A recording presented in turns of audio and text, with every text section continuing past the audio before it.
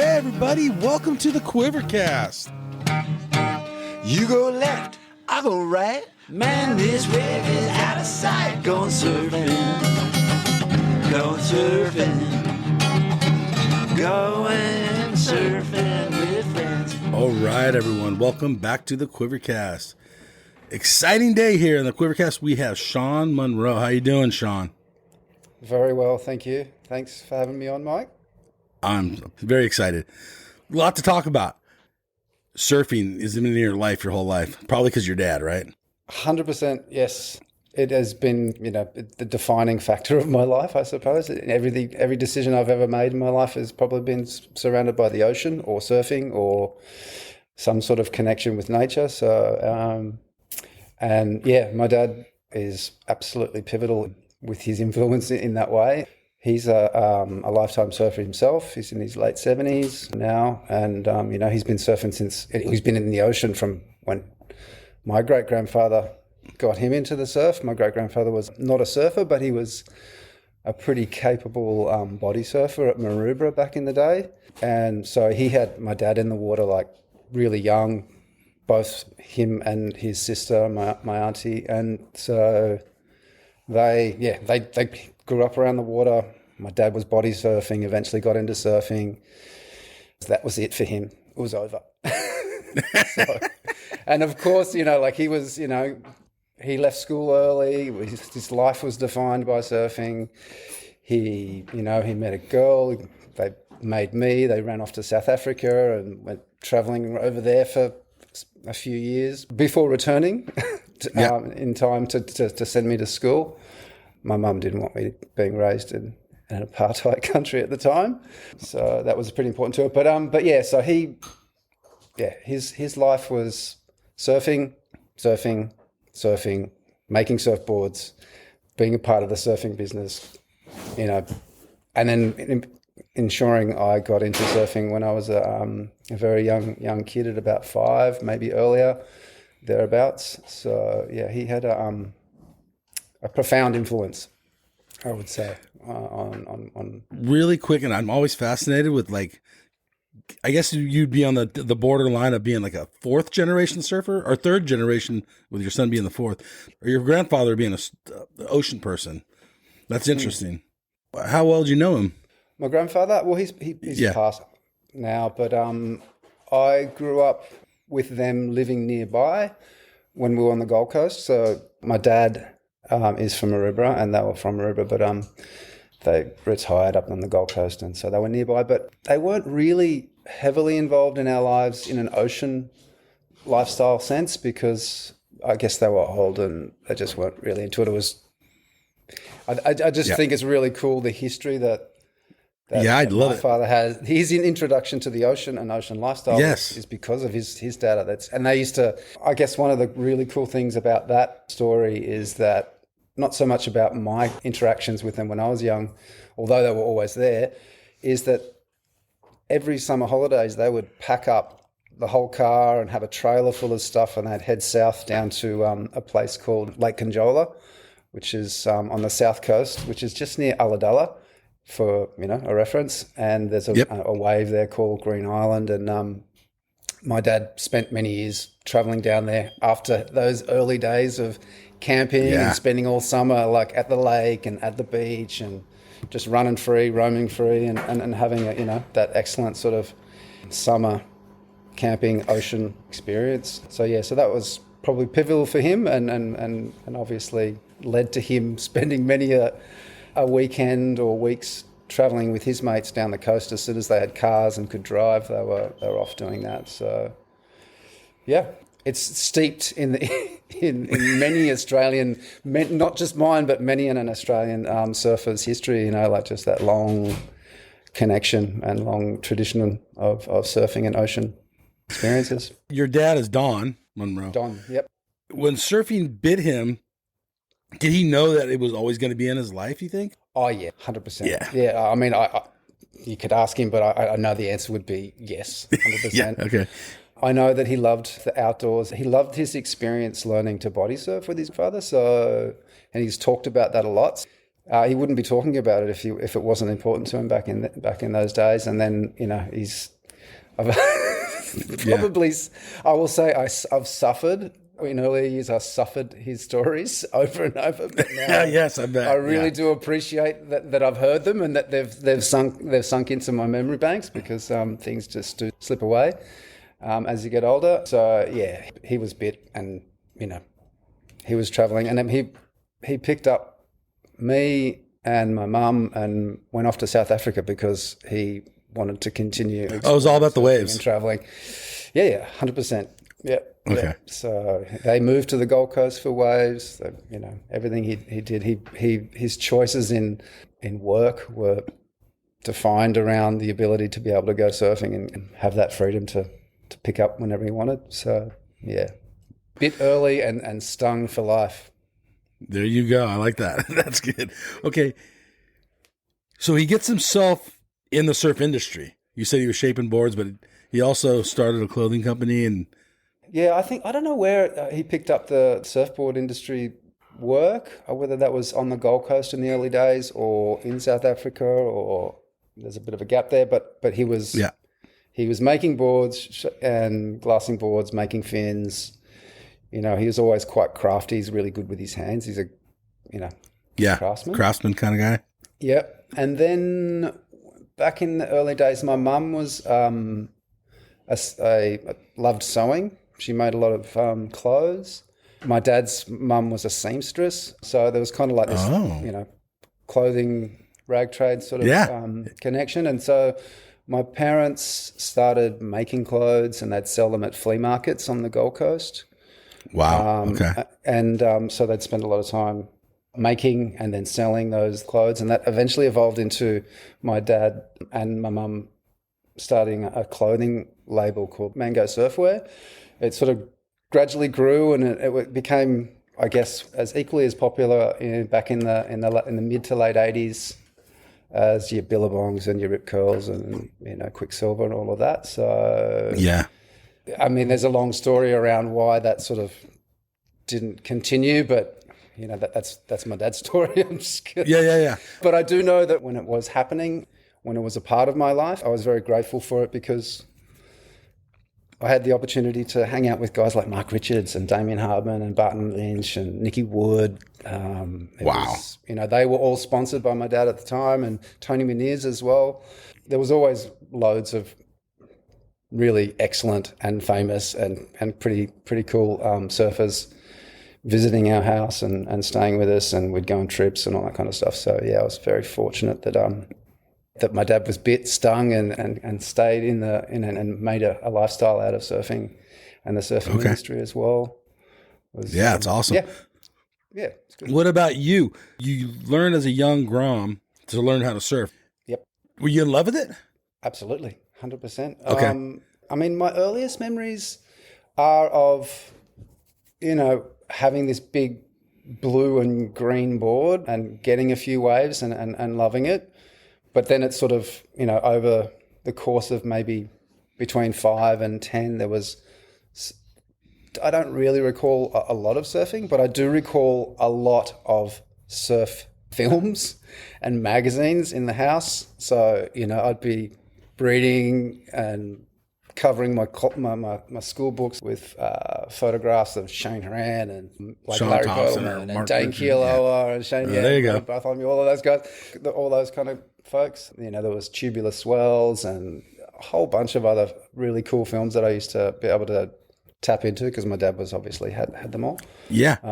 So that's kind of what I was going to go with. Like, you have these elite guys that are in the magazine, the guys in the movies, and they're right next to you. They're having dinner with you. They're staying at your house, right? Yep. Did that mean something to you, or was it kind of like you're privileged and you felt that? I think at the time, I don't think I really understood how lucky I was.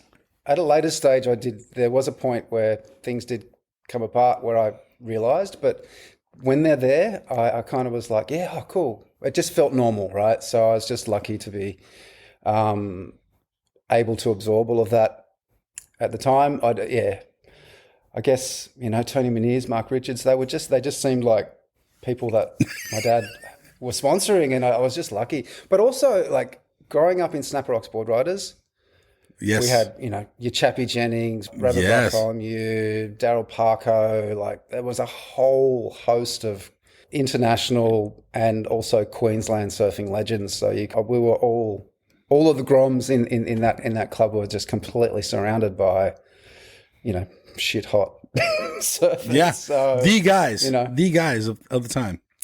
Yep, that's right. So, yeah.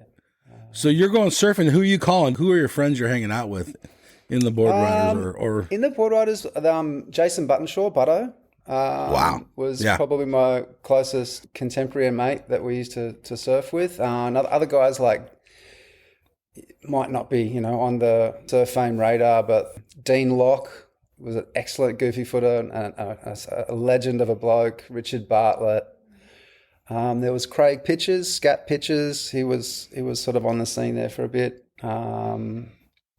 There was heaps. There's probably more that I'm forgetting, but in the board riders, those guys were the guys that we'd be surfing with. Dick Bartlett, Dean Locke, Jake Hugo, all of these other guys. So we'd be getting off school and heading straight to, or not going to school. Skipping it. Yep, that's Don't right. blame you. I skipped it. Kira right there. A lot of school. Right? Yeah, that's right. Yes, indeed. In fact, I was fortunate enough to have a father who was, What was your dad Don's thoughts on skipping school? Was he cool with it? He was. It's probably not. It's probably not like the perfect parenting model, but I guess between the ages of 13 and 16.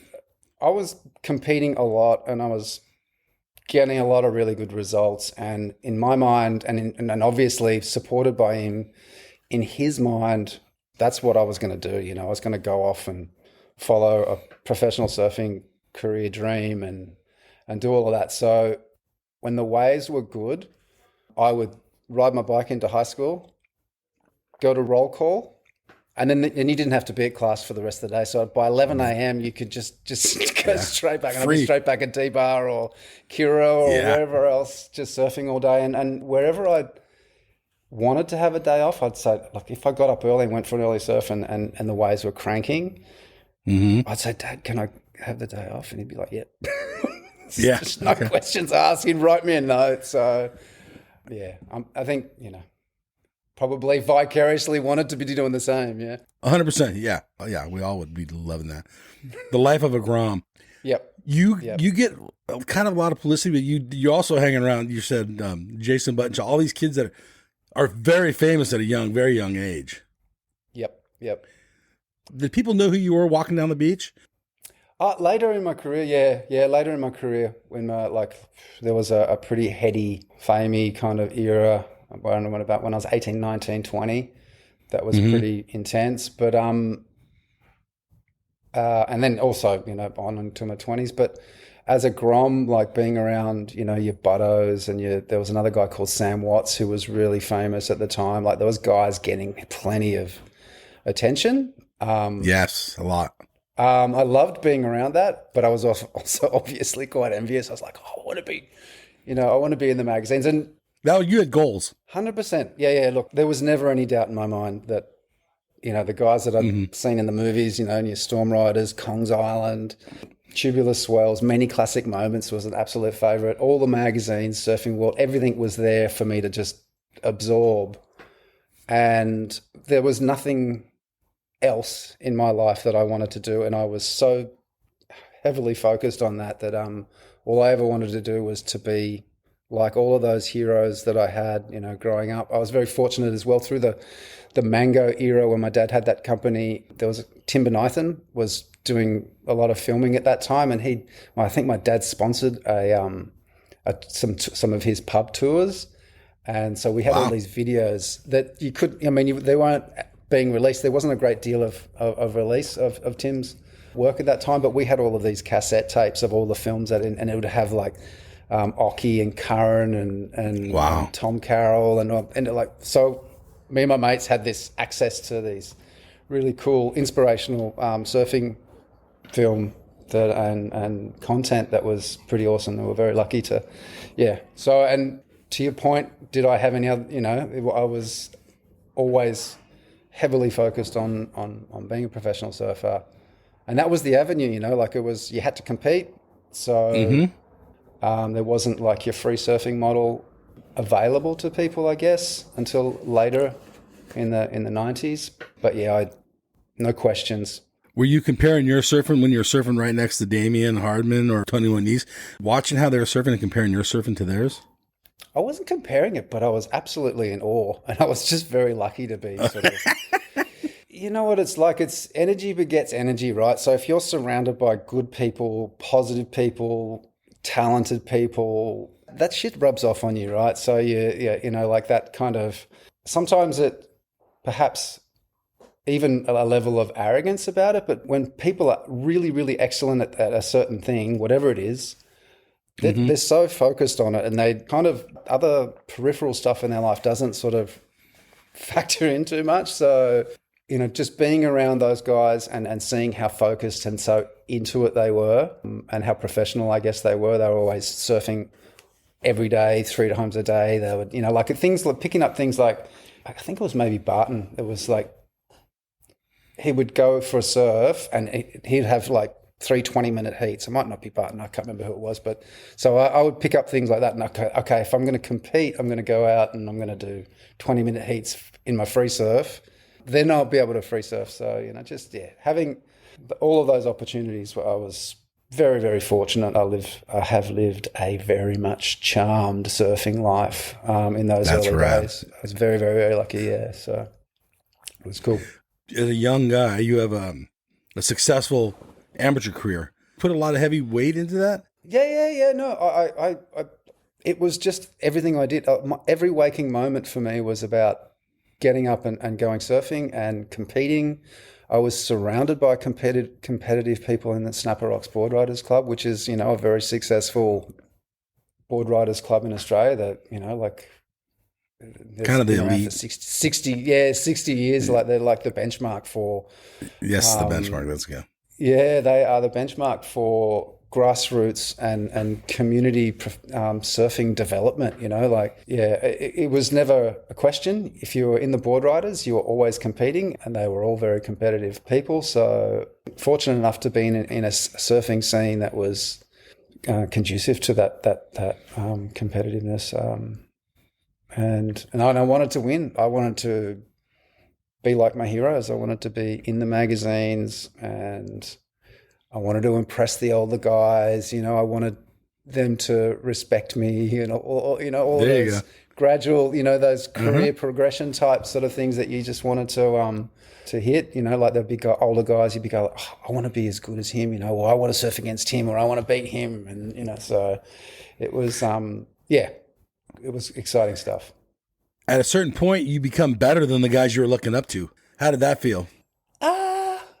I didn't think about it too much. I guess I don't know. I've never really sort of pondered that one. I just wanted to be successful. So when I got there, I was grateful for it. I think much later, I might have become a little bit arrogant about it, and then might have gone to my head a little bit. But for a little while, like it's hard not to. So, but from the Board Riders Club perspective, I guess just being appreciated by the older crew was kind of nice. Okay, so you're in amateur contest just like throughout the nation of Australia, and then you're probably traveling too. How did it feel? Because all surfers lose. That's the thing about surfing. You can't win every single heat. How did you approach a loss? Look, in various ways over the years. One of the I can't remember. It was during my maybe in my 20s. Sometimes someone. People, I'd start to meet people outside of surfing and they'd ask questions about it. And, upon reflection, you'd think, okay, well, yes, I'm a professional surfer. And they'd ask, how does it feel? What do you do? And at some point through those kind of considerations, I realized that as a surfer, if you don't win the contest, you are fucking losing every single time, right? Right. That's it. Like there's only one winner. That's right. And then there's hundreds of surfers, or 100 maybe back in my day. And so you kind of, I guess through those reflections, I kind of realized like, oh, you just do the best you can, and losing, it hurts, and you just you've always got another contest to go to the next time, so you try harder. And okay, so you just moved on. You just move on. You got to. I mean, disappointment is a part of life. Yeah, that's right. You learn how to accept it early, kind of thing. Yep. What about your dad and your contest surfing? How important was it for him, you being in contest? Was it important? Absolutely, 100%. He was always supporting me in every way, like allowing me to, wag or skip school, and taking me places. He took me to Hawaii when I was early. He'd take me and my mates up and down the coast. I don't think he was a soccer dad.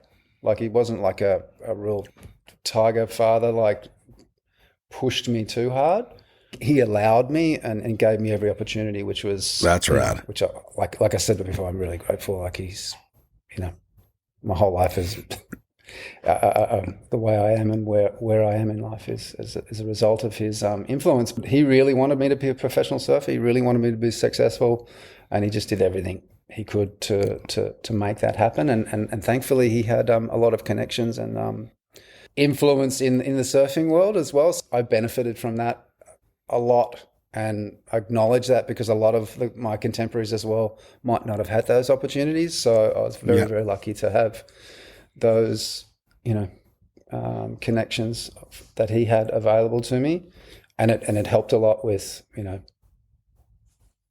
sponsorships and keeping a level head, and, introducing to like my shaper Gunter Ron.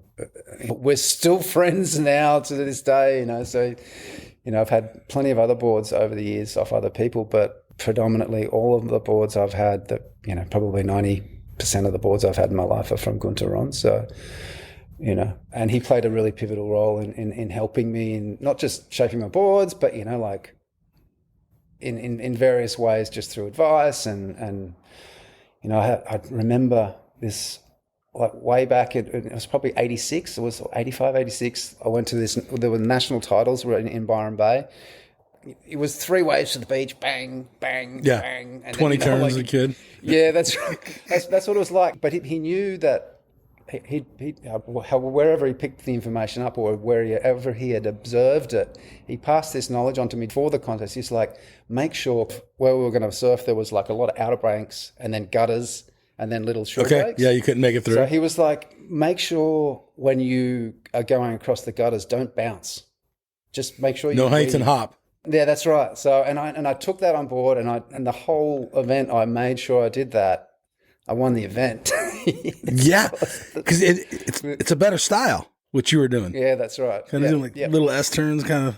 Yeah. Yeah. That's rad. The hoppy stuff doesn't look as cool. So yeah, it's and that connection with Gunter came through my dad, and like he and my dad are good mates as well still. So I had a lot of, I guess, step ups from my dad to be able to to learn more and be better, I guess.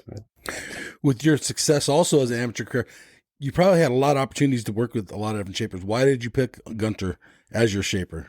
Besides his mentorship, I guess. I'm sure that helped.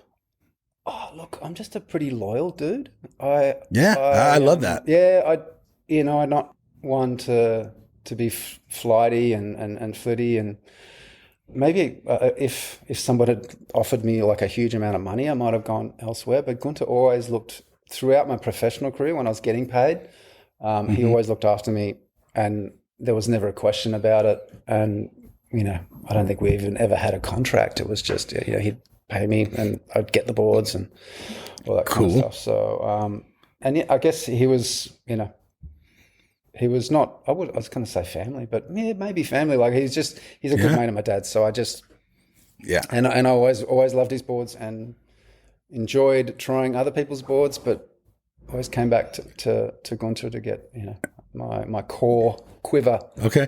Well, I want to talk on boards for a minute in that era where you jumping on other guys' boards. Was there any magic boards you ever jumped on, like some random where, someone's board and you're like, dude, this board works really good? Yes. Yeah. Well, I was sponsored by Town and Country, and then later Local Motions. Yeah, so I had that Hawaiian surfboard connection and surfboard shaper connection. So at one point, when I was with Town and Country, I got a board from a guy called Guy Griffin, and this one board was like, it served so well, and I absolutely loved it. I couldn't tell you, like from a design perspective, I have absolutely no idea. Like when it comes to the surfboard design, I'm a bit flaky. It just doesn't keep my attention long enough. I get on a board and a surfer board, and if it feels good, it feels good. I don't really sort of go into too much detail and try to pick it apart. Like I've got good mates who are surfboard designers and builders and all, and they love that shit. But for me, it's not. Yeah, I just want to surf. So Guy Griffin, Wade Tecoro as well. I got some really excellent boards off him over the years. I've got a Rawson still that I got. Probably in what was it, 96, maybe something like that. Just before I stepped off the tour.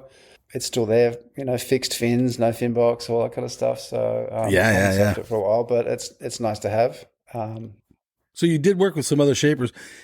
Yeah, absolutely. Xanadu was the other one. Xanadu and Xanadu. Okay, he seemed to work with a lot of people. Yeah, a Xanadu guy. Yeah. So you're going around the world. How was traveling with these boards? Probably glass on fins at that point still, too, right? Yep. And how many boards were you bringing with you around the world? Usually at least 3, up to 5. Okay. You'd always have, your board bag coffin that had all the boards in it. And obviously you'd get to Hawaii and you'd have a whole quiver built and ready for you.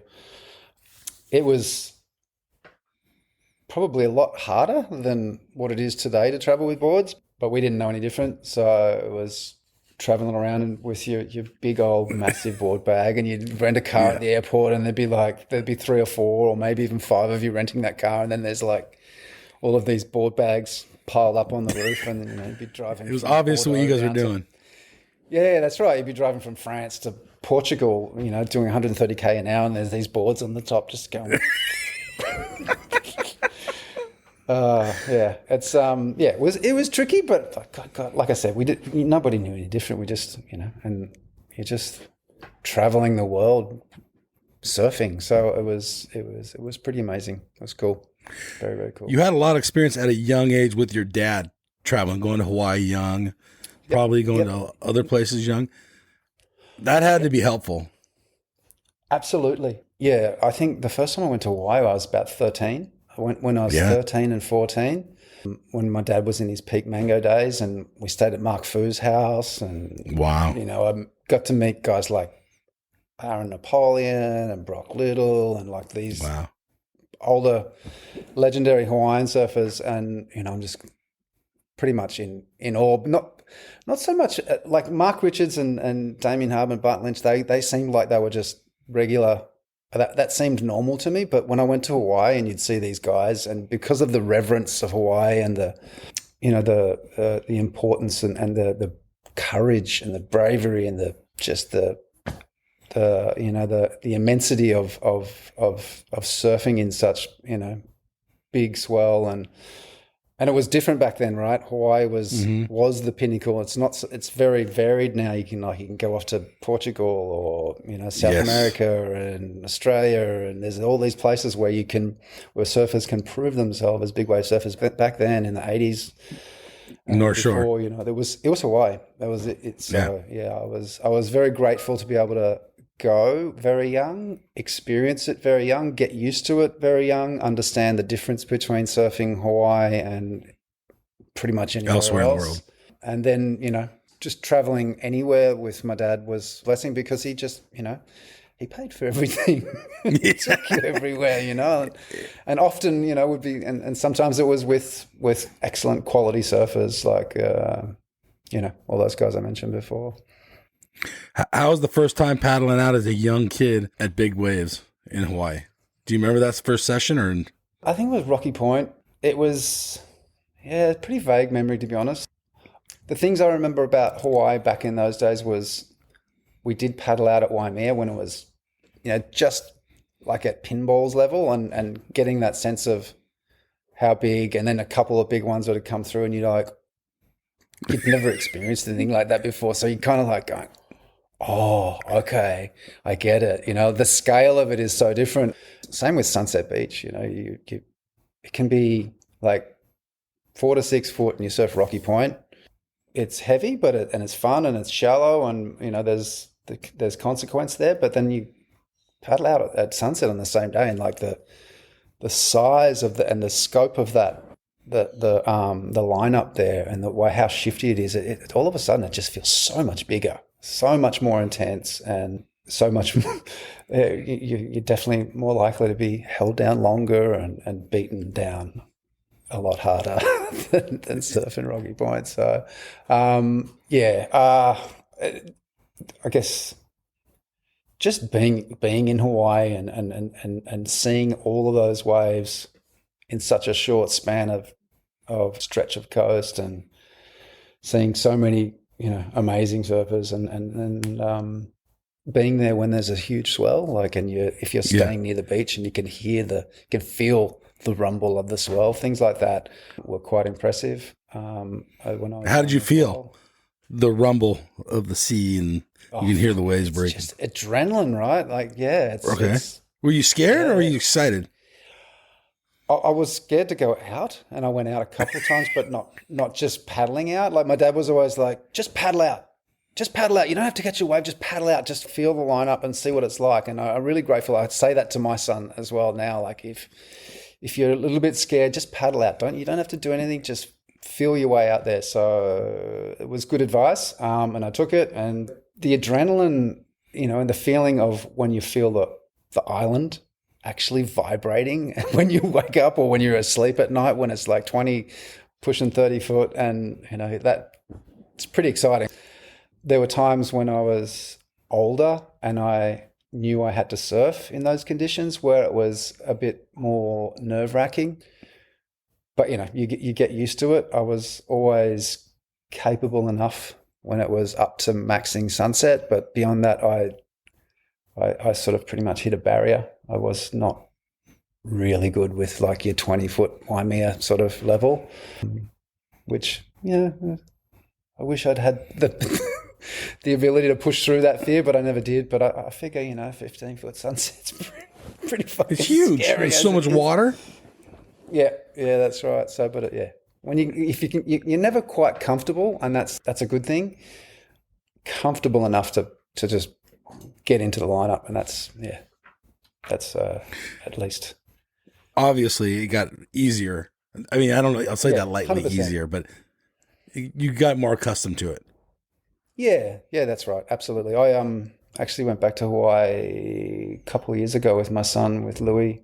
It was just after COVID, I guess 23 or something like that.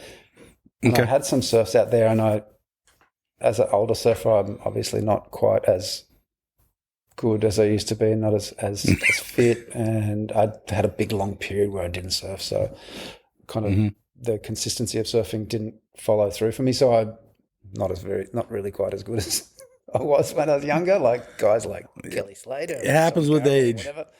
Yeah, that's right. But there's except Tom Carroll and Curran. Those guys. Curran. Yeah, those guys are amazing. Those guys are just still absolutely ripping. So, but when I was there, and I would paddle into the lineup, and I'd be like, oh wow, this would not have fazed me back when I was in late teens and 20s. It was a bit of an eye opener to sort of realize that I no longer could do it, or was not as capable, but it was kind of nice to think, oh, okay, back in my day, I could actually do it. What'd your son think of Hawaii? Even though we haven't talked about him yet, but absolutely loved it. Absolutely loved it. He, we'd been talking about it for years, but COVID came up and we didn't go. And then afterwards, he's not an excellent surfer. He started late. Started when he's young, and then he went off into this soccer world. Absolutely got really good at it. He was really, he was a really good soccer player. He was sort of heading towards aiming towards a professional career. He was in all of these good teams, and he was an excellent player. But then COVID hit, and then that just destroyed team sports in Australia. So, so he really immersed himself in surfing from that point on, and in every way, like just absorbing absolutely everything in the same way that I did when I was, between 5 and 12, like just drinking in absolutely every aspect of surfing life, surfers, all of that stuff. He did the same thing through probably about 2020 onwards. So his level of surfing is not, at the same standard as mine was at that point, but right. So his Hawaii experience was more not charging Sunset Beach or whatever, but it was more about, being in that place, in that hallowed place where all of these amazing historical surfing elements have taken place, and all of these characters and these, going to Foodland, like just simple things like that. And seeing, I can't remember who he saw. He's just like, oh, did you know that was so-and-so? I'm like, oh, I don't even know who so-and-so is. But he's like, yeah, oh, that was blah, blah, blah, blah. And, you see, Oh, that's so awesome. Yeah, he loved it. He absolutely loved it. Going to Haleiwa Cafe, like hanging out in the Sunset Beach car park, watching the pipe contest. He was absolutely rapt when I bumped into Tony Meniers and Tony sat down. Oh, wow. And he's like, oh, no way. Oh, no. It's, Seth Meniers, like, he's a legend. And that's his dad. Yeah. We're sitting there talking. So it was real nice. Yeah, he absolutely loved his experience in Hawaii.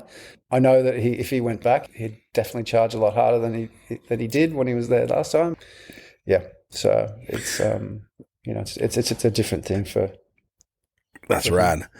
So when you went back to Hawaii after all those years, how many other people did you run into that recognized you, or you saw them, old friends? I can't remember. It was definitely Tony. Well, nobody recognized me because, other than Tony. So, yeah, I can't recall. Maybe, if Louis was here, he would tell me. But yeah, we definitely, we watched the pipe contest. I didn't really sort of run into, maybe I did, I don't recall. One of the interesting thing that I did notice about Hawaii when I went back was that it was, apart from it being like, it's not gentrified, but it's like those beachfront houses are like so expensive. Like we used to be able to rent them for 150 US a night. Like now you wouldn't even get it for short of 1,500 a night. You know what I mean? So there's that element of it, but the nice thing about it, it hasn't been built up in terms of like I live in Bondi Beach, right? It's the difference between, and I grew up on the Gold Coast, the difference between what it was like when I was young and what it is like now is huge. But going back to Hawaii, I went, oh, it's still country, right? It's still, that's cool. There's no tall buildings, maybe there's a couple more estates and stuff, but fundamentally it's kind of the same. And when I paddled into the lineup, I realized it wasn't overwhelmed with people. Obviously when it's excellent and pipes cracking and, there's probably, way more people than I'd want to contend with, but it just didn't seem as crowded. And I realized that, in this modern age, like I said before, like there's all these other proving grounds for big wave surfing, whereas now you can go to Indo and be famous. Yeah, that's right. And also like the surfing industry used to get all of its like a year's worth of marketing content from Hawaii. So there'd be like everybody there with fucking cameras everywhere and everyone's wearing like as bright a thing as they can to be noticed and, big lambs on their boards. Yep. And I was one of them. I'll admit I was wearing the brightest possible things. It was the time. Yep, that's right. So it seems to like, it was kind of a year out of COVID, I suppose, so maybe that's part of it as well. But I thought to myself, I had so many surfs with, only like a dozen guys at best, and surfed Velzy with like 10 guys out, and had heaps of really fun surfs with not many crew out. Like if I couldn't surf, like that here in Bondi. I couldn't surf like that here on the Northern Beaches or at Lennox Head or the Gold Coast or anywhere with that quality or level of surf with so few guys out. And I thought, if I want to have a month holiday, just go surfing. All right, let's go back to your amateur career. So you have a very successful amateur career. You find yourself going pro, right? How was that transition? It was pretty cool. Like I knew it was going to happen. I always, like I said before, it was always the only thing I ever wanted to do. But in Australia, we had something called the Australian Professional Surfing Association, or the APSA. Okay. We had like this Australian Pro Tour that you could just launch onto whenever you wanted. And I left high school at 16 and was straight into that and traveling around Australia, surfing. I can't remember how many contests there used to be, but maybe a dozen or something, but we'd be like on the Gold Coast and then in Sydney and Victoria and Western Australia and traveling around. Like, it was, I absolutely loved it. Absolutely loved it. There was so many good surfers and the level of competition was very high. I guess I was a pretty serious young dude. I was very serious about what I wanted to do, but I was surrounded by a lot of pretty fun characters as well. Like I had to listen to your podcast with Will Webber. Like, yes, dude's classic. Man, some of the stuff that those guys used to get up to was just hilarious. So Will Webber, Dave Davidson, and Craig Cornish, a whole bunch of Will and Ben, and those especially those Bondi guys. They were different, man. We grew up in the calm, relaxed Gold Coast or North Coast, and they were a different breed. So there was always that sort of element of it. You're away from home, and you're all of a sudden. Although my home life wasn't too rigid, it's still different, right? When you're off on tour by yourself and you're doing your own thing, and you're surrounded by a bunch of other guys doing their same thing as well. It was pretty exciting stuff. It was very hedonistic in every possible way, from just getting up every day and being able to go surf is a hedonistic pursuit. All you're thinking about is surfing, eating, and then there's the other aspects of it, which I didn't engage with too much until I was a lot later, but like chasing girls and partying, so there's all of that sort of eye-opening stuff when I first started off on tour, and that obviously led to eventually going on tour, the World Tour, ASP Tour. And that Australian leg kind of helped you. It taught you what you needed 100%. To do to go to the World Tour? Yeah, I guess it's a bit like what the US had with the PSAA Tour. There was that. Right. That was like it's a stepping stone towards that. Yeah.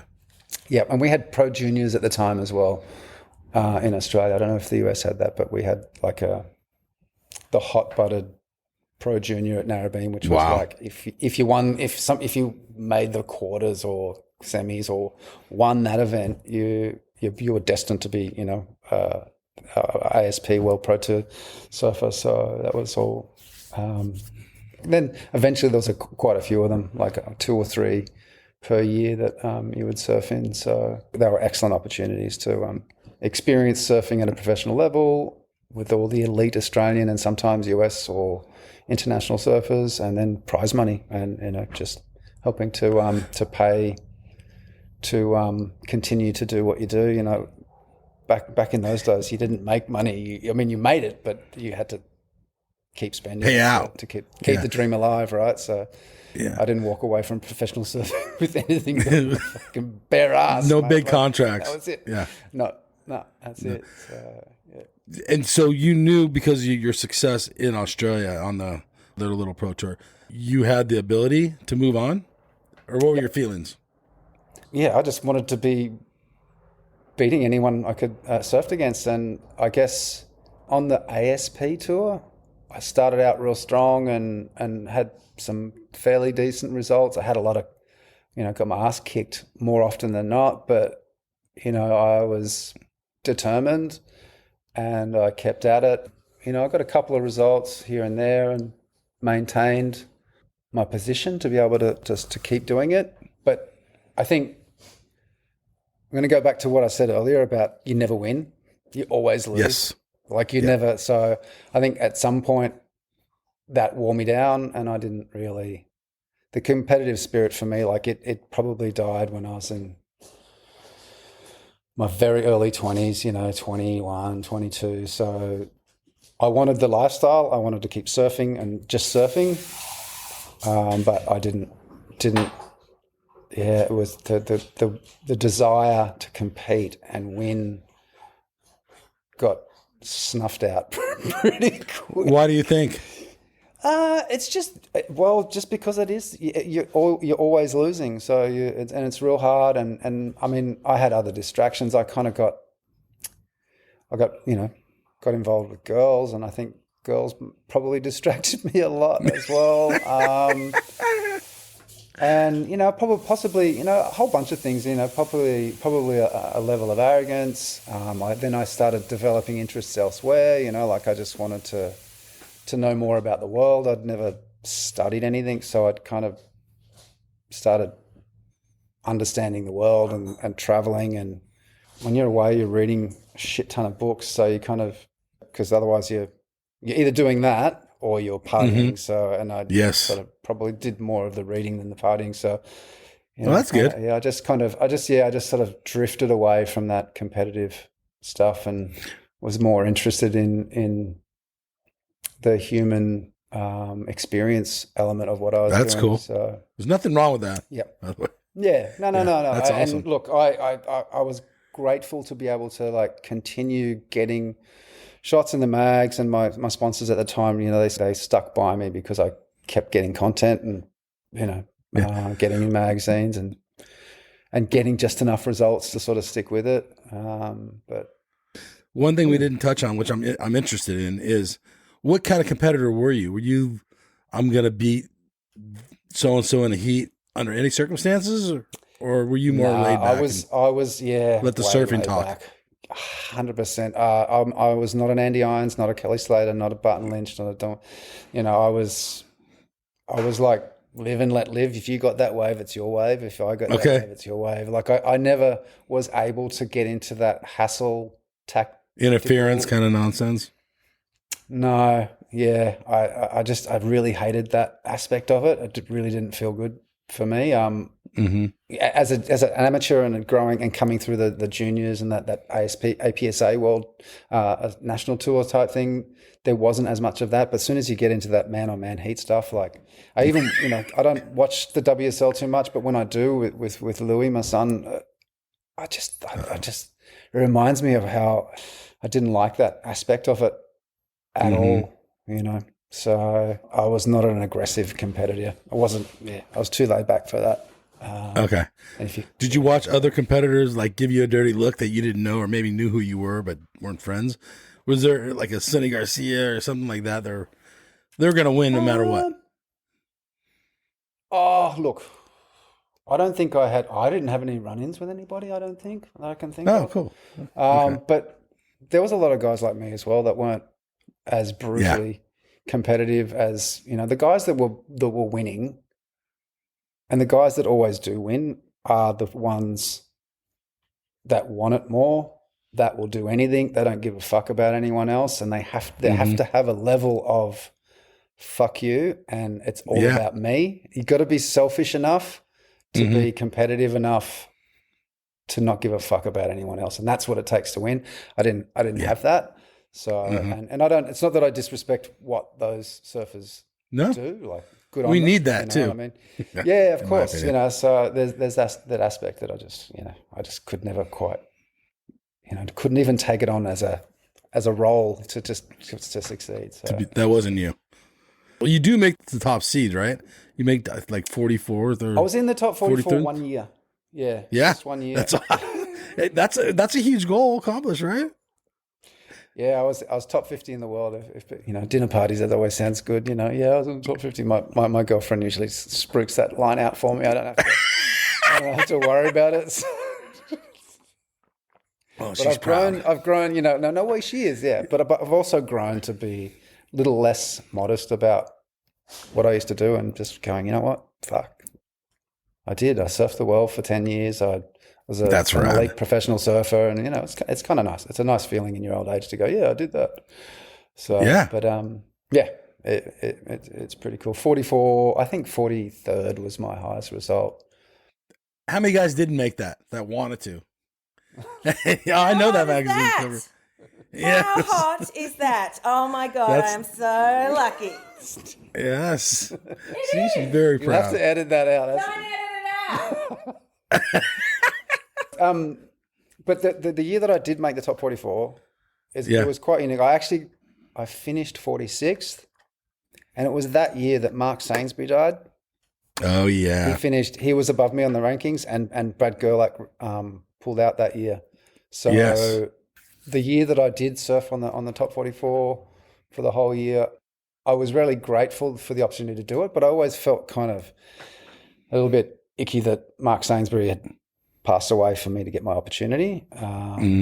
But it was it always felt a bit weird, and it also made me feel like I kind of didn't make enough of an effort. You know what I mean? My competitive drive had already sort of waned, and I probably didn't take it seriously enough. But thankfully, as a result of that, I met my first son's mother, so that wouldn't have happened without. Your son's in France, right? Your oldest son? Yeah, that's right.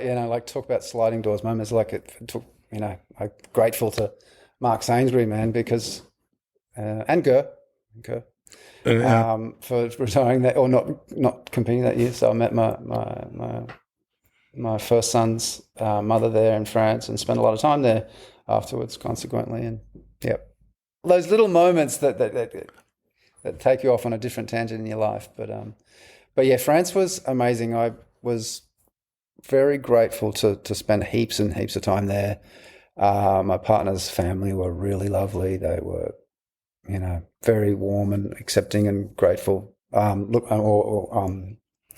Accommodating, and they really looked after me while I was there, other than insisting that I speak French. So that was kind of a good thing and a blessing in disguise in the end. I probably wouldn't have learnt to speak French if I hadn't been with that, there with that family, because I would have been too lazy. Yeah, and France was, the waves, the lifestyle, the whole cultural aspect of France was so new and so interesting and exciting for me as an Aussie. They'd lay the table out just to have breakfast, and there's everybody sits at the table, and there's and then lunch and then dinner, and then it was a nice experience to live in and experience a different culture from a living perspective. And this is right at the time where you were kind of burned out on contest surfing? Yeah, I think I met Pascal when I was about 20, nearly 22. So, yeah, it was. But I managed to keep eking out a professional surfing lifestyle. So I spent a lot of time there every year, going back every year, and living with them, and then going back on tour and come back to Australia. It was another home for me, which was really cool. So, and I got to live it for quite a few years. So it's cool. And you lived in California too for a little bit too, right? How was that? Yeah, there was a period just before, actually that year that that I surfed on the 44. The whole tour changed, so it went from the top 30 to the top 44 system. There was an old system and that new system, and so there was a whole bunch of us that didn't make the top 44 that then had to go and do all these WQS events, and a lot of them were the PSAA events. So we had to, a whole bunch of it just went, well, fuck, if we're going to make the tour, or the top 44, we're going to have to go and live in California, because that's where all of these events are. So we're Dave-O, and can't remember, a bunch of other guys, heaps of guys just came over, and we all lived in California for about 6 months, all based ourselves from there, and did the PSAA contests, and then we'd go to Japan or Europe and then come back. And so it was, again, it was pretty cool to sort of just, it was hard because you're away from your family and all the rest of it for a long period of time. I remember being away for about, I think, almost the whole year, maybe 10, 12 months, 10, 11 months, not having the opportunity to go home because you couldn't afford to fly back and forth, But California was pretty cool. I got to sort of immerse myself in that Southern California culture for a little while, and lived in Newport Beach, and Richie Collins put me up in a room in his house. I was I barely knew the guy. I met him through Brett Warner. and he was like, yeah, come over and stay in my house. I'm like, okay. Me and my mate Dave Davidson were like, okay, we'll come and stay. So we did. So it was really nice. And there was, a bunch of other guys that we sort of hung out, Todd Miller, and What'd you think of the level of surfing in California at the time compared to being home in Australia? It was competitive. That was great. Todd Miller was an excellent surfer. Richie was, obviously on the tour and doing really well. Yeah. And there was a whole scene, like there was a lot of really good surfers in Southern California. I mean, it felt very similar to Australia in terms of like good surfers, quality surfers, competitive surfers, people just, living for surfing. There was a whole bunch of people just like me, you know what I mean? That just wanted to go surfing all the time and wanted to, make it last as long as possible, So it was good. How was living with Richie? He was really easy to live with. Like he was a bit of a he was a super focused guy, right? Like he had really strong opinions and he stuck to them, and that's it. You know what I mean? So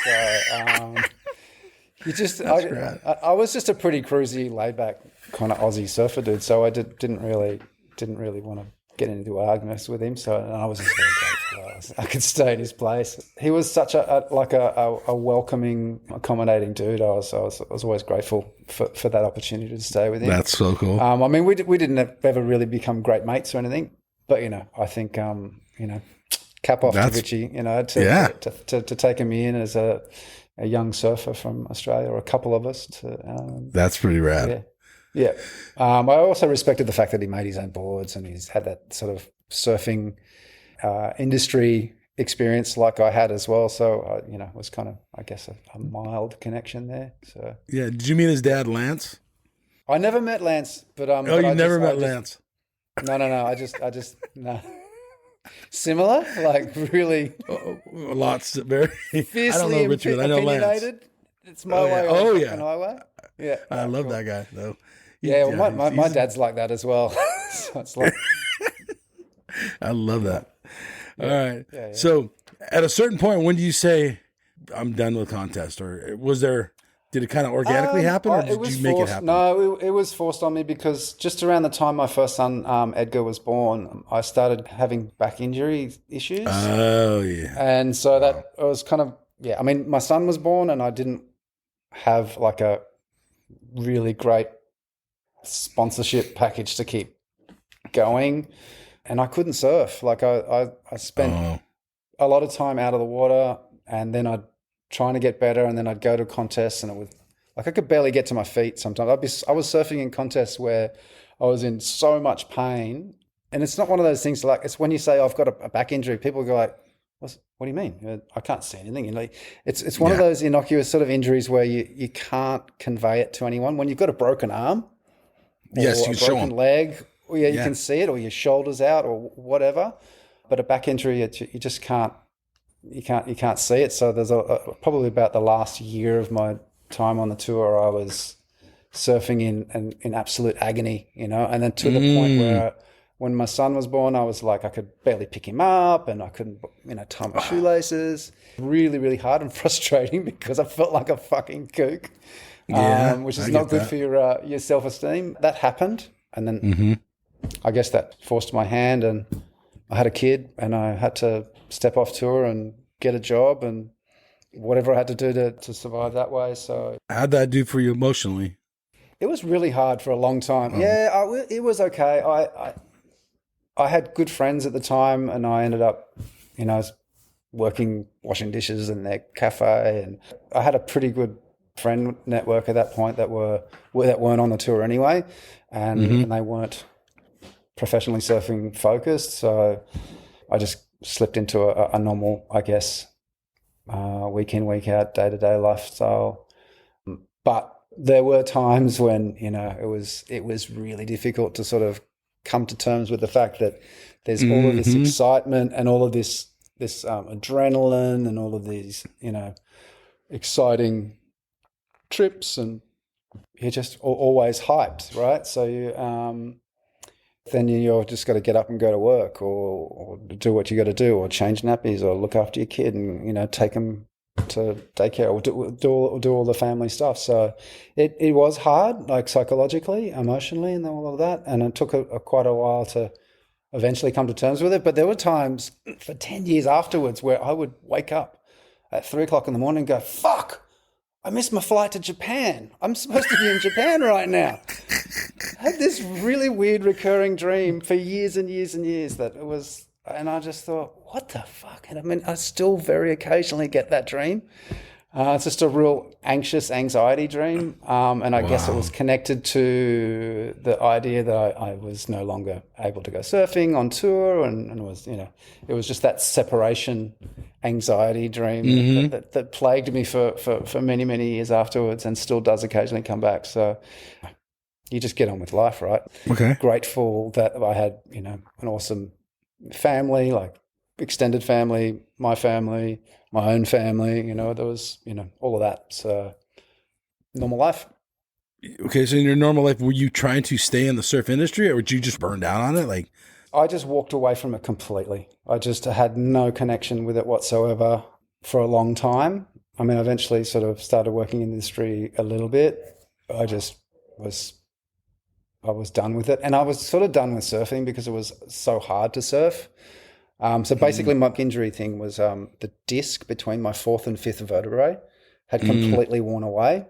So I had no cushion there between bone, and there was pinching on my sciatic nerve. And I was lucky that my French partner at the time, her mum was, her boyfriend was this back specialist, and he diagnosed it for me, did all the x-rays, and then he said, look, you can go and get there's an operation you can get done. I don't recommend you do that because there's all of these ongoing issues. And I'm glad I didn't do it, because I've talked to a whole bunch of other people that did get that operation, and they regret it. But he said the only way to really work through this is to build core strength and, just do this physio for forever, essentially. So I couldn't surf, and I just tried to get better core strength and do that. And then I'd get back in the water and I'd forget the exercise, I'd forget core strength, and then it'd come back again. So it was like this on again, off again core strength issue and back issues. But I eventually realized you've got to, and then I just didn't surf as much because of it, and just, turned away from surfing entirely. Didn't watch it, didn't really read about it, I just went off onto a completely different world. So what did your dad say about this? He was still in the surf world. Yeah, that's right. After Mango, he had a terrible time transitioning from that business issue. Makes sense. But then he started his own company called Triple X Wetsuits, which is a local Australian surf wetsuit company. So he did that and Lycra. He still does the Lycra today. He still runs his own business I think he's 77 now. Wow, good for him. So he's still doing that. So yeah, he didn't care what, he was always immersed in it himself. He is such a fanatical surfer. He never deviated or went away from it, and he was always amongst it and supporting. Like in the same way he supported me, he used to do that for kids in the Lennox-Ballina region. That's he was awesome. the president of Lennox-Ballina Water Riders for many years, and he's a real community support guy. Like he's done a lot. That's cool. I like surfing that. in that on the North Coast up there. So we still, obviously I'd be up there and we'd go surfing, and we did a trip to Mentawai just before Louis was born, and that was with my brother and a whole bunch of other guys. It's a pretty memorable trip for me as well, to go with my brother and my dad and go, surfing. And I know a lot of people probably do that these days, and I would like to do a trip with Louis as well, my son. But at the time, I was just like, it was pretty new kind of thing to do. Well, it wasn't. I don't think it was necessarily a new thing to do, but it was like, well, I hadn't surfed a lot, so in about 10 years, and so I'd going up there with them and surfing was just a real nice kind of a reunion in a way, because we used to travel a lot so much when I was in my younger days and going a lot of trips with my dad. Then we sort of didn't, and we went on this boat trip, like just surfing for 2 weeks, which was pretty cool. How'd you surf? It was good. Yeah, I was able to surf. I was able to take off on big waves and pull into big barrels, and that's great. I'm thinking, and then I was still able to surf pretty well. I guess I was maybe in my 30s still, mid 30s. So I still would love to go back with Louis, but I don't know whether I'd be as capable. But yeah, it was an epic trip. There was probably a lot less people up there than there is now. I bet. I mean, I look at those clips on Instagram and on the films and stuff, and it just looks so busy.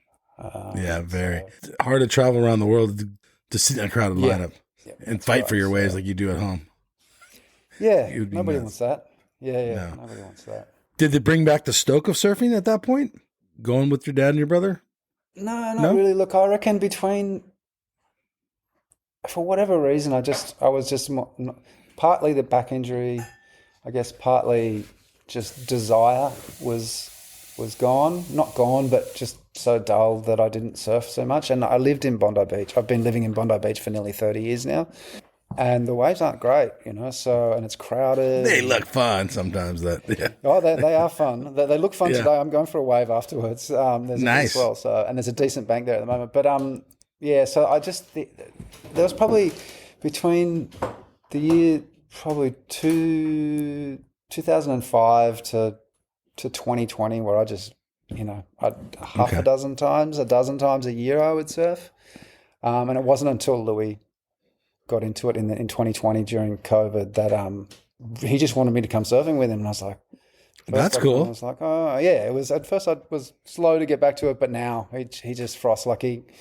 I'm pretty grateful to him as well, because in the last 5 years I've surfed more than I've surfed in the last in the 15 years prior to that. So he's really reinstilled the froth in surfing. So I'm pretty grateful for that, and he still calls me and he wants to go surfing every week. So how's Louis? He's 20. Okay, he's 20, cool. So he's out of school, and he's doing his thing, and he loves surfing. He gets boards from Gunter as well. He's not sponsored, but that's a shaper. Yeah, that's right. And he spent about 6 months over at Margaret River last year, living with a really old, which was really cool. Really old friend of mine, Craig Holly. That might be a name. I'm not sure if you've. Yeah, I'm not sure. You look that one up. Craig Holly, he was an excellent surfer from Lennox Head. Really lovely guy. He was sponsored by Hot Buttered and Rip Curl in the 90s. He was shit hot. And he's a bloody decent human being as well. So he and I used to train together a lot back in the day when I moved to Lennox Head. And Louis ended up in Margaret River, and Craig lives there now. So he ended up staying with Craig, which was real nice. Yeah, it was really. I hadn't seen Craig in about 30 years, and I messaged him and said, "Oh, look, can you help my son Louis out find a place to stay?" And he's like, "He's staying with me. That's it. That's the end of the story." That's great. Yeah, oh fuck, man, thank you. I appreciate that. Yeah. About 2 months later, I was just like, and it was at that point I just went, I'm going over to visit Craig and see my son, because I haven't seen him for about 6 months. So it was really nice. So not only is my son, getting me back into surfing, he's reconnecting me with old mates, and that's cool. It's pretty cool. Yeah, it's really nice. What did you see? You were gone for 10, 15 years from surfing, even though you said you surf once in a while. Yep. What was the main thing you saw different from when you were hot on the surfing and then coming back into it? Look, I mean, there's about the industry or just anything, whatever comes to mind. Both. Well, there's two things that come to mind. I mean, obviously the surf industry has changed a lot, right? Mm-hmm. So it's gone from being what my dad's surf industry era was, which was just core surfing, core brand, like surfing brands were surfing brands were surfing brands, and there's no other sort of connections. And then it went through that sort of professional era. They got bigger and bigger and bigger, and then they, all went bust, and we are where we are now. And I guess through that high period of surfing industry, there was, just a lot of people making a lot of money. And there was the one thing that I really loved during that period was seeing that guys could get paid to just surf. Mm-hmm. I just loved that. Oh, best two waves in a professional surfing contest. You like that? I fucking love that. Like, I can't tell you how many heats I lost because I didn't get a third wave. I'd get like an 8.5 and a 9. Okay. And then I wouldn't get another wave, and I'd fucking lose. So maybe things could have been different. I don't know. Probably. That's not. Right. But So that's one thing about the elite surfing that I thought it went, oh yeah. But there's still the hassling and the tactical stuff that I would never have gotten past that. So the surf industry allowed for people to just be expressive and go. The whole free surfer thing is, I would love to have been able to explore that in my time. I think I could have done that pretty well. So that would have been nice. You have a cover of Surfer magazine. You got, if you look at any of the Australian mags, especially, and even in regular American mags, there's pictures of you in there with your name and. Yeah. There was a period where you were pretty famous in the surf world. Yeah, absolutely. Yeah. I was a total photographer's slut, man. Like, I would absolutely love going. A photographer would call me up and like, yes, or I'd call the photographer. Let's go. So back in my day, it wasn't like guys didn't seek out photographers. It was a little kind of like a lot of the surfers were a bit cool about it. Like I don't want to be seen to be trying to chase. I didn't care. Mm-hmm. I just wanted to be in the magazines, and that was my thing. And then eventually, I kind of understood how surfing stars were made, because a really good friend of mine, Andrew Kidman, was an editor of Waves magazine, and I started to understand guys get sponsored. Sponsors pay the magazines with their advertising, and then the guys that are sponsored by those services get in the magazines, and then so there's this whole that's the way it works. So I guess I got You took advantage of that. I totally understood it. There you go. I made it work. Yeah. And I had no qualms about being too cool for school to go and chase photographers and get photos. So, The cool thing about that is someone that maybe was fifth in the world that hardly has any magazine pictures, but people are going to go back and they're going to look at old surf magazines. They're going to say, "Oh, Shaun Munro, that's rad. Look at this dude. Look at this rad picture." Yeah. All the stickers, bright colors. Well, I don't have much awesome. of a digital footprint, which is weird, but and fine in a way. If I think about what I wanted from surfing and what I desired and what I was aspiring towards, and I was very ambitious about, was I wanted to be like my surf star heroes. I wanted to be like, I wanted to be in the magazines like Ockie and Curran and Tom and Robert Bartholomew and Larry Bertelman and, all of those cool guys that I watched when I was a kid. And to a degree, I've achieved that. I mean, I might not have hit any competitive heights, but yeah. So I'm grateful to have had that opportunity, and, it's pretty much fed my whole life and identity, really. Even though I've had a different sort of identity outside of surfing, but that it always informed who I was. So it's pretty cool. I loved it. The ability to do that today is still there, but there's not as much money from the industry. So, but I love how guys like Margot now. He's got this Insta following, and he's like getting sponsored, and he's only a couple of years younger. He's absolutely ripping. I love the fact that somebody can come back and still do that even today. So that's kind of cool. I guess that's a part of surfing going full circle as well. There's not as much of the corporate aspect to, and the cutthroat, like he's not getting results. He hasn't got enough covers. He's gone.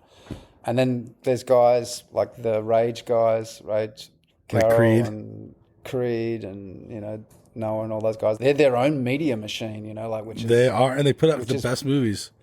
Yeah, that's right. It's pretty awesome. I love that that's happening. And I think it's pretty cool that that's out there.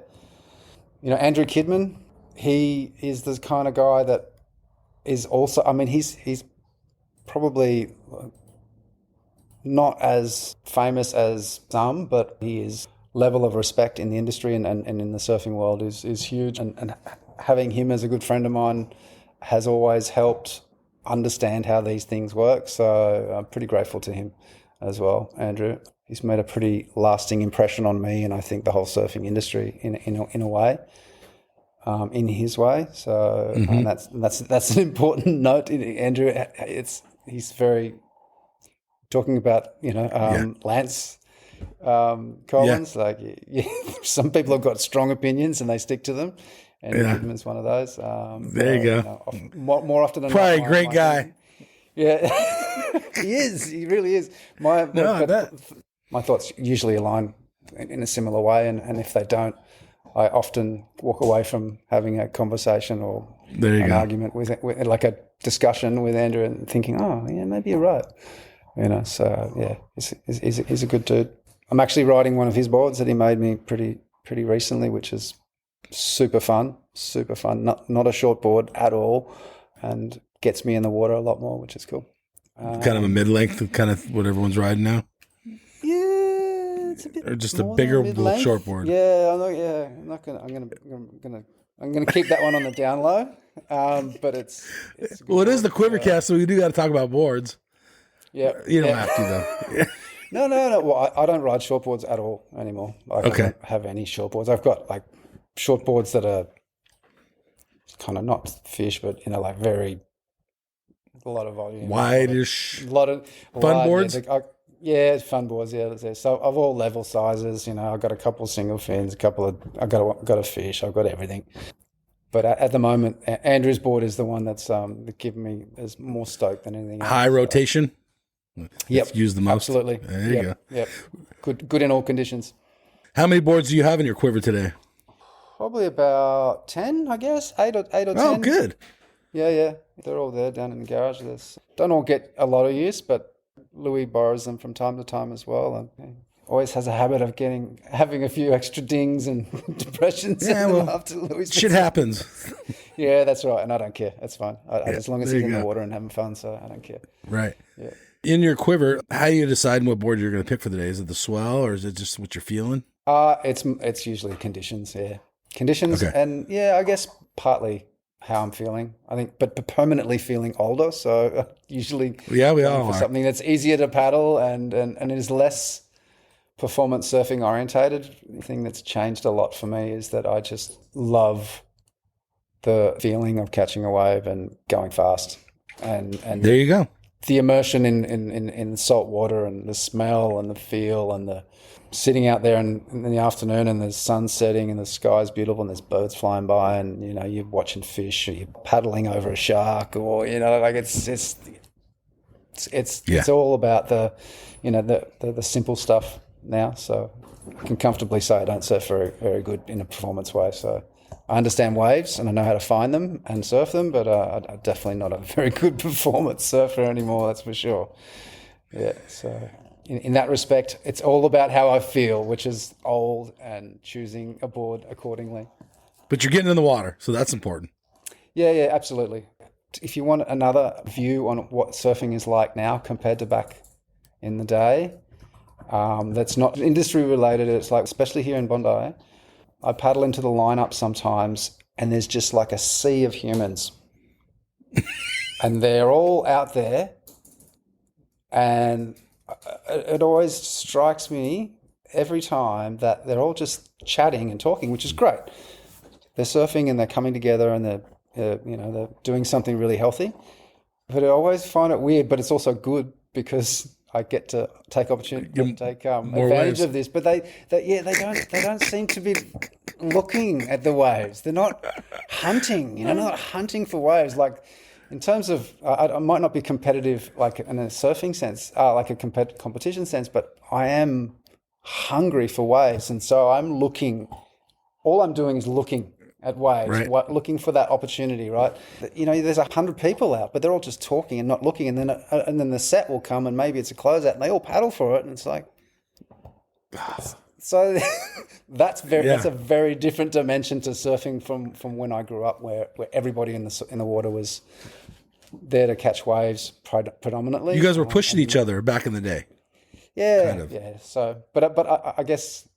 I read in a Surface Journal article just recently that someone had the term social surfer, and that's what I realise is happening out there. There's just people. It makes sense. It's a great thing, like it's a wonderful thing. Here at Bondi Beach, we've got you have Surf Aid, Cup, you have 3 different board riders. These are all communities, right? Where they bring kids down that have got autism and they get them in the water and they get them surfing. That shit's awesome.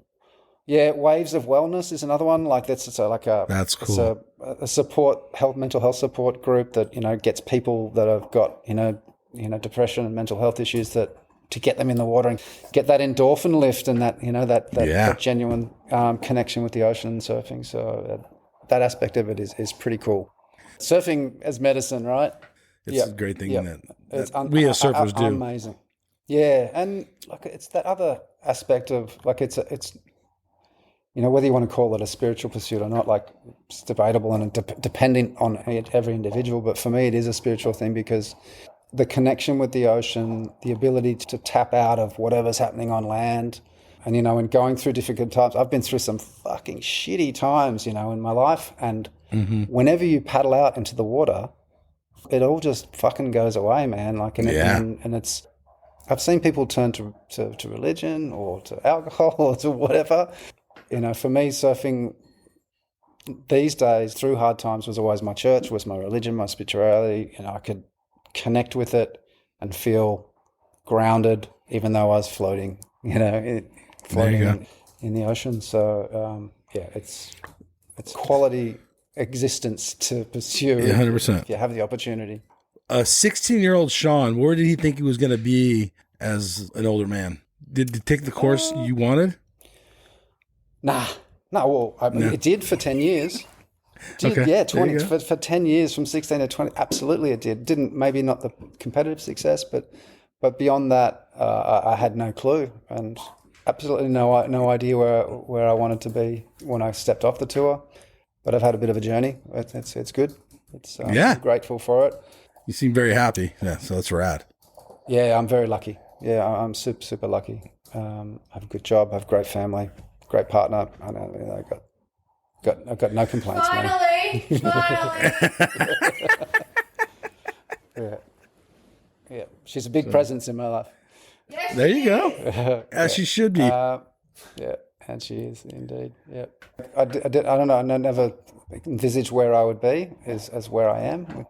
I do absolutely love what I do now. I work for a local government organisation, like, I don't know what you call them, in like a county, I guess.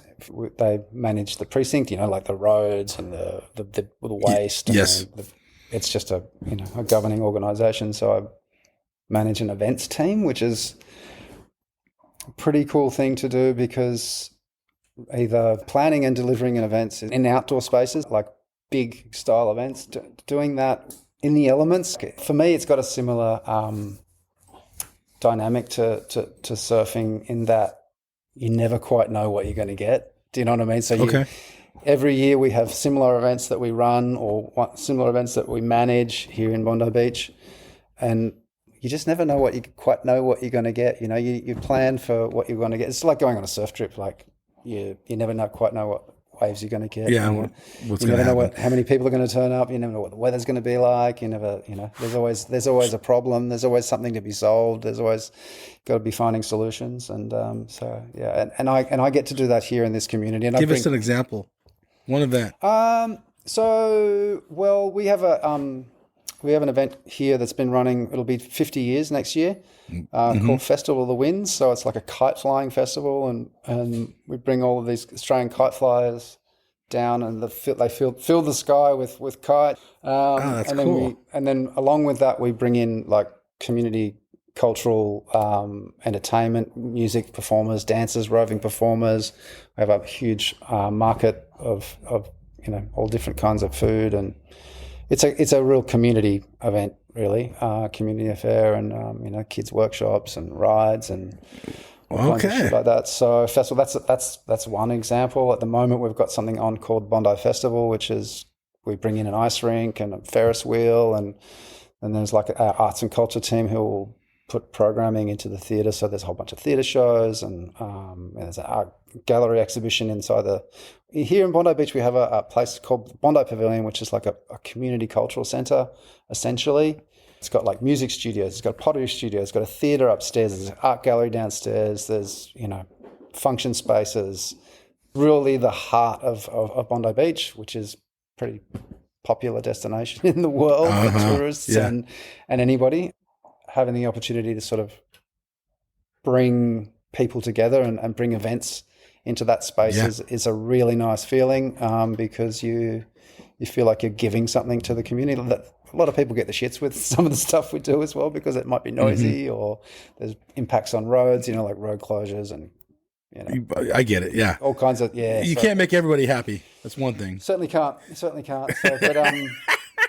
but like it's a really cool thing. Like at the moment, the council's working with Pauline Menza's partner to get a statue of Pauline Menza up at South Bondi. Really? It's a community driven. Yeah, it's a community driven thing. But Pauline Menza's a Bondi local, and she's Bondi's only world champion. Being involved in a small way, that's not really me. But having that, it's the type of thing that you do.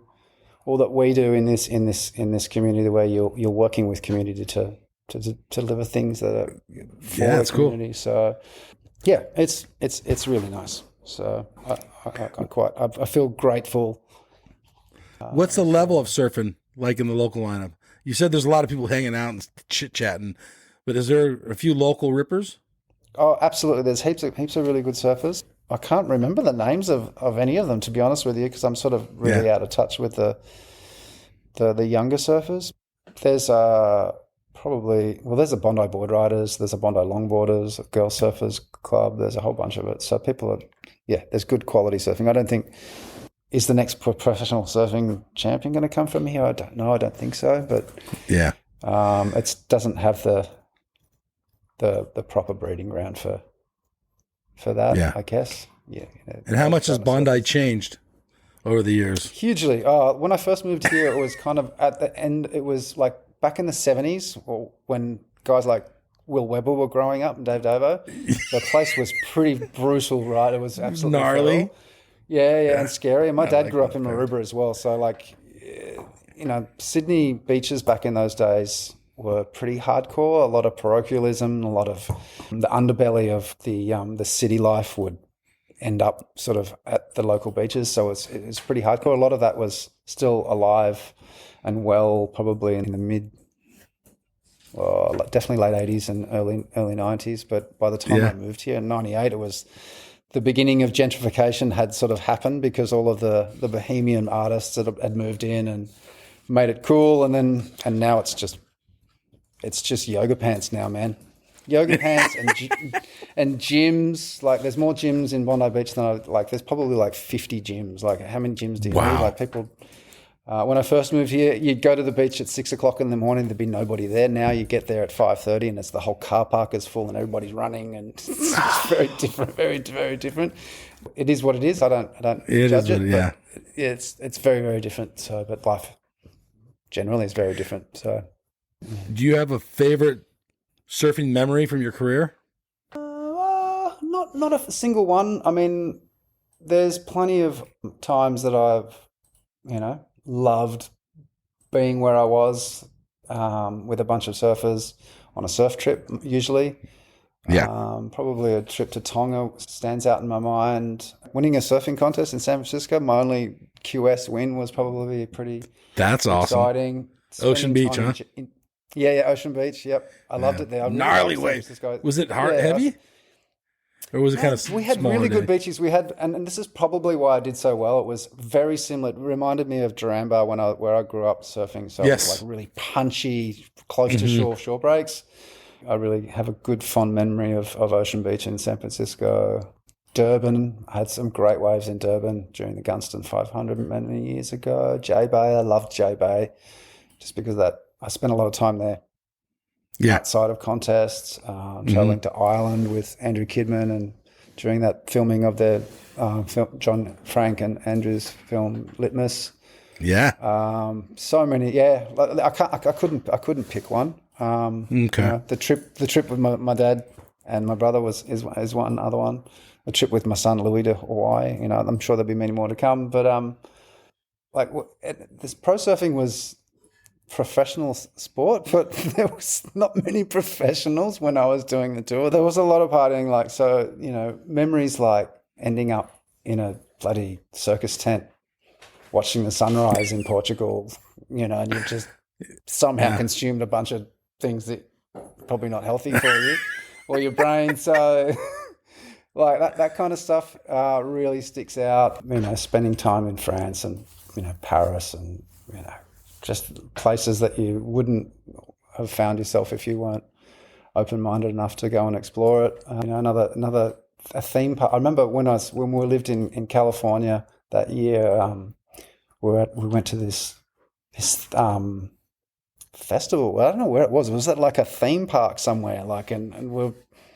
It was fun. I don't know what you're talking about, but I mean, I'm sure there was something. Well, I probably don't even remember what I was talking about because I was having too much fun. I could guess, but I don't know. Yeah. So what else? I mean, just some of the crew I got to hang out with, like so many awesome people, like Matt Branson and Will Weber and Dave Davo, Matt Cattle, Garth Dickinson. I think I might have mentioned him when we had a chat the other day about Garth Dickinson, a really good friend of mine who was excellent surfer and spent a couple of years, or at least 6 months, living in the jungle in Sumatra before the boat trips were such a big thing. That's gnarly. Yeah. There's no I can't pick one single memory. There's just so many, So a lifetime's worth so actually. Many good people, so many good. You lived a better life than. I'm lucky, man. I mean, very, very lucky. A lot of the world's envious. Yeah, we're stoked for you. Yeah. You traveled all over the world. Did you ever think about living anywhere else besides Australia or even Sydney? I would love to have lived in France a bit longer, and I've always had the fantasy of living in Hawaii full time. Because when people always ask you, you travel a lot, where's the best place for waves? Or people that aren't surfers, they go, where's the best waves? And I'm like, well, France, Portugal, bloody Hawaii, Australia, they're everywhere, South Africa. But Hawaii is one of the ones where there's just such a great, huge diversity of waves there. The whole culture, the Polynesian culture, that vibe and mana around like the surfing and ocean lifestyle is so cool. I would love an opportunity to sort of, spend more time in that. But I live in Australia. It's one of the, they call it the lucky country, right? So it is, and it really is. I'm pretty happy with I'm blessed living here. So, but Hawaii and France would be definite ones, I would say. Right on. What a life you've lived, and you changed gears, and you're doing something else. So that's kind of cool. Yeah, you've seen both sides of the world. Seen a lot of it. Did people actually you meet nowadays that don't surf or whatever, or maybe used to surf, recognize you or know that you were kind of this famous surfer back in the day? Yeah, they do. That's kind of cool. I do get not quite a lot, but I do get it a little bit. Our general manager for the council here, she told me she used to have posters of me on my wall when she was a kid. Pretty cool. That's so rad. And her partner owned a surf shop, and I knew him fairly well. And so, cool. Yeah, and people, because surfing it wasn't as popular back then, but because it's so popular now, that level of popularity that I had, which was not huge from a famous perspective, like, broadly, but because it is so popular now, people can go back, oh, you were in the top 50 in the world. And I remember you. Louis is always working with somebody at some point, and he goes, I mentioned your name. And he's like, oh, yeah, I remember him. So, it's kind of nice. It's right it's on. Good for your self-esteem, I suppose. So. 100%. Sometimes you need a little pickup, I love it. Yeah, it's awesome. Yeah. All right, everyone. This is Mike and Shaun Munro, and we are out of here. Later. You go left, I go right. Man, this wave is out of sight. Going surfing. Going surfing. Going surfing with friends. Ride this wave to the shore. Paddle out, I'm gonna catch 10 more. Going surfing. Going surfing. Going surfing with friends. I don't care if it's wrong or right. I'm gonna do it all day, I'm gonna do it all night. I'm going surfing. Going surfing. Going surfing with friends.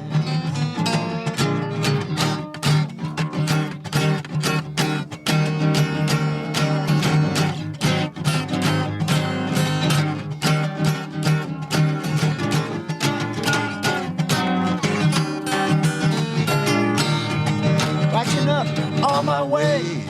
It's a beautiful day. I'm going surfing. I'm going surfing. Going surfing with friends.